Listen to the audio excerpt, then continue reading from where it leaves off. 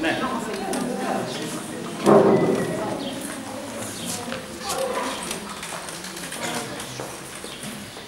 Αξιότιμε κύριε Διευθυντά, αγαπητοί εκπαιδευτικοί, αγαπητά μας παιδιά, εγώ θα σας πω παιδιά. Θα θέλαμε όλοι να ήμασταν σε αυτή τη θέση και απόψε αυτό το όμορφο απόγευμα, όλα αυτά που βλέπουμε μας διδάσκεται πολλά. Εμείς στα σχολεία που πήγαμε δεν είχαμε τέτοια πράγματα, ούτε κάναμε τέτοιες εξωτεχνίες, ούτε τίποτα. Ένα ξερό μάθημα και φεύγαμε. Εδώ μαθαίνετε και μάθημα και χειροτεχνίες και έχετε και φίλους εκπαιδευτικούς που σας αγαπάνε και σας προσέχουν. Θα ήθελα να μεταφέρω τις πατρικές ευχές και ευλογίες του Σεβασμιωτάτου Μητροπολίτου μας, ο οποίος πάντοτε είναι δίπλα σας και στηρίζει το έργο. Βρίσκεται στη Μολυβωτή και τελεία Σπερινό για τον Αγίων Αποστόλων που είναι αύριο.